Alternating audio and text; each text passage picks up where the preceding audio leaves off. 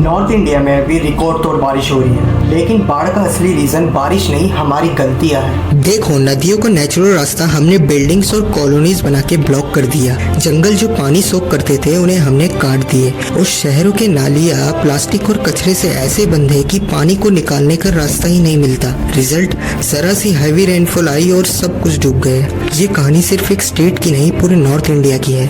अब सोचो, ये फ्लड नेचुरल डिजास्टर है या ह्यूमन मेड डिजास्टर।